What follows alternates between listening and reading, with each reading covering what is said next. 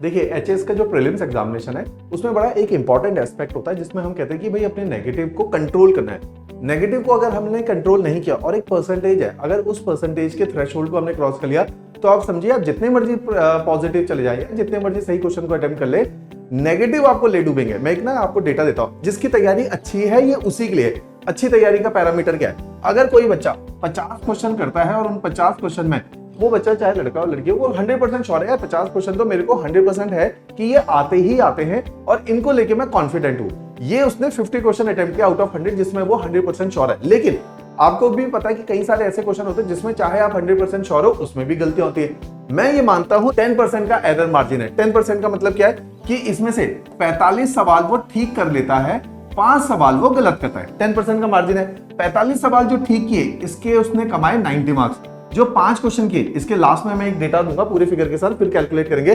5 question उसने गलत किए, बाकी के जो उसने क्वेश्चन अटेम्प्ट किए, जो कि बचे हुए 30 क्वेश्चन थे, मान लो कि 20 क्वेश्चन छोड़ के ही आए, 20 में से हमें ना 100 में से 20 क्वेश्चन ऐसे थे जो बिल्कुल भी हमें नहीं पता कि इसमें क्या करना है। हमने 80 क्वेश्चन का पेपर अटेम्प्ट किया जो कि हमारे हिसाब से एक डिसेंट अटेम्प्ट है। बाकी के जो 30 क्वेश्चन किए, ये क्वेश्चन वो थे जिसको लेके हमें था यार 50-50 श्योर है कि दो ऑप्शन तो हम एलिमिनेट कर गए, बाकी के 2 ऑप्शन में हम हमेशा कंफ्यूज होते हैं। उनमें से हमने कोई भी रैंडम क्वेश्चन जैसे ए और बी में कंफ्यूज है, हमने ए को टिक किया तो 15 क्वेश्चन इसमें हमारे करेक्ट हो, क्योंकि 50% का इसके अंदर प्रोबेबिलिटी थी। 50 की प्रोबेबिलिटी के अकॉर्डिंग 15 क्वेश्चन हमारे ठीक हो गए 30 में से और 15 ही हमारे गलत हो गए। 15 ठीक होते ही हमने 30 नंबर कमाए।